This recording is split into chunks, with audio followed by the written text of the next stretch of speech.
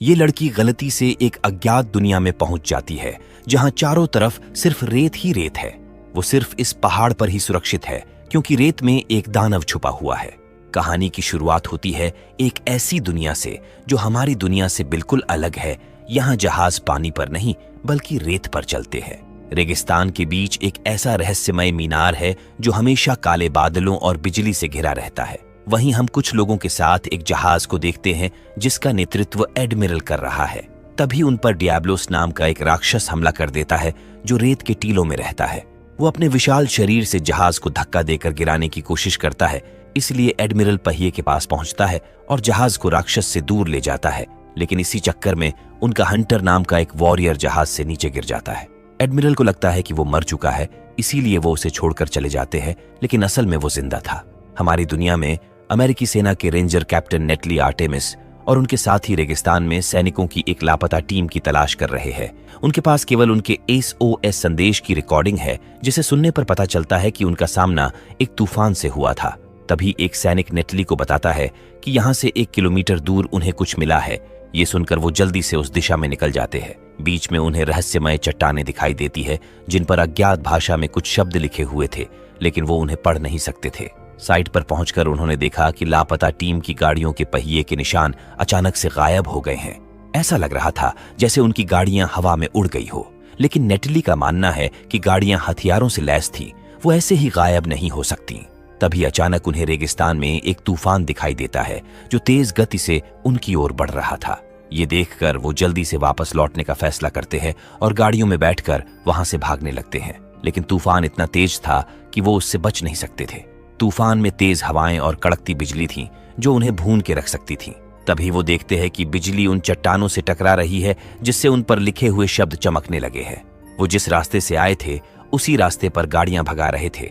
लेकिन तभी अचानक एक पोर्टल खुलता है और वो एक गहरी खाई में गिर जाते हैं। गाड़ियां कई बार हवा में घूमती है और आखिरकार नीचे गिरती है।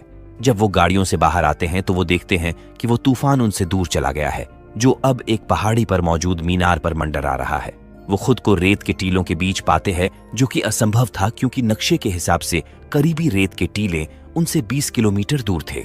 उनकी सभी इलेक्ट्रॉनिक्स चीजें खराब हो गई थी, यहाँ तक कि उनका कंपास भी काम नहीं कर रहा था। नेटली टीम को बताती है कि वो सूरज के सहारे आगे बढ़ेंगे और बेस पर लौटने की कोशिश करेंगे। जब टीम एक टीले पर पहुंचती है तो उन्हें लापता टीम की जली हुई गाड़ियां दिखाई देती है और बगल में ही उनकी लाशें भी थीं जो बुरी तरह से जली हुई थीं।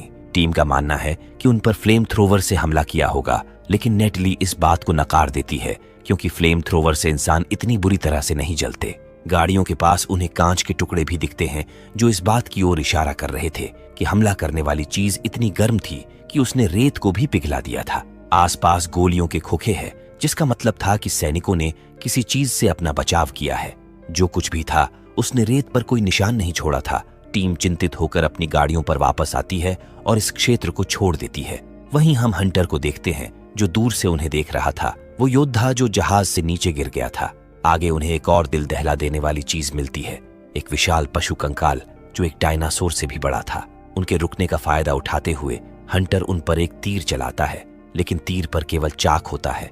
ऐसा लग रहा था जैसे वो उन्हें एक चेतावनी संकेत देकर किसी चीज से आगाह करना चाहता है। तभी डायब्लोस रेत से बाहर निकलता है और टीम गाड़ियां लेकर भागने लगती है। वो उस पर गोलियों की बारिश करते हैं, लेकिन वो इन सभी के लिए अभेद्य साबित होता है। इससे पहले कि टीम उससे दूर जा पाती, वो एक गाड़ी को टक्कर मारकर पलटा देता है, जिससे एक्स की मौत हो जाती है। टीम के बाकी सदस्य जीप में बैठकर भागने की कोशिश करते हैं, लेकिन वो जीप को भी पलटा देता है और स्टीलर के शरीर में अपना दांत खौंप देता है। मरने से ठीक पहले वो दानव पर कुछ हैंड ग्रेनेड फेंकता है, लेकिन इसका कोई फायदा नहीं होता। हालांकि इसी दौरान उसकी टीम को चट्टानी संरचनाओं के बीच छिपने का समय मिल जाता है। हंटर उसका ध्यान भटकाने के लिए डायब्लोस पर धुएं का तीर मारता है और टीम एक गुफा में प्रवेश करती है, जिसका प्रवेश द्वार बहुत छोटा था, जिससे दानव उनका पीछा नहीं कर सकता था। इसलिए वो अभी के लिए उन्हें छोड़ देता है और चला जाता है। डैश उनकी स्थिति के बारे में घबराने लगती है, लेकिन एक सोल्जर और कैप्टन होने के नाते नेटली उन्हें आदेश देती है कि उन्हें उसका मुकाबला करना ही होगा। तभी एक विशाल मकड़ी नेटली को अपने पंजों में पकड़ लेती है और उसे काट लेती है, जिससे वो बेहोश हो जाती हैं। मार्शल और लिंकन नेटली को CPR देने की कोशिश करते हैं, लेकिन कोई फायदा नहीं होता। डैश उन्हें आगे बढ़ने के लिए कहता है क्योंकि ये जगह सैकड़ों विशाल मकड़ियों का घर था। उन्हें लगा कि नेटली मर चुकी है, इसीलिए वो उसे छोड़कर चले जाते हैं। टीम मकड़ियों से लड़ती हुई आगे बढ़ रही थी, लेकिन गोलियों का उन पर ना के बराबर प्रभाव पड़ रहा था। दूसरी तरफ हंटर उन्हें बचाने के लिए एक चट्टान के ऊपर से विस्फोटक तीर चला रहा है, लेकिन उसे भी भागना पड़ता है। जब नेटली को होश आता है तब वो मकड़ियों के घोंसले में एक कोकून के अंदर होती है, जो सौभाग्य से इतना पतला होता है कि वो उसे अपने हाथों से फाड़ सकती है। बाहर निकलकर वो देखती है कि वो मानव हड्डियों से घिरी हुई है। घोंसलों में उसे डैश और मार्शल की लाशें भी दिखाई देती है। बाहर आते हुए अचानक वो लिंकन को देखती है, जो मकड़ी के जहर के कारण अपनी बांह को महसूस नहीं कर सकता है और सीने में दर्द से पीड़ित है। जब लिंकन को अपने शरीर में अधिक दर्द महसूस होता है तो वो अपनी शर्ट फाड़ देता है और देखता है कि उसके घावों पर मकड़ियों ने अपने अंडे छोड़े हैं। तभी एक मकड़ी उसे पकड़ लेती है और उसे ले जाती है। मौके का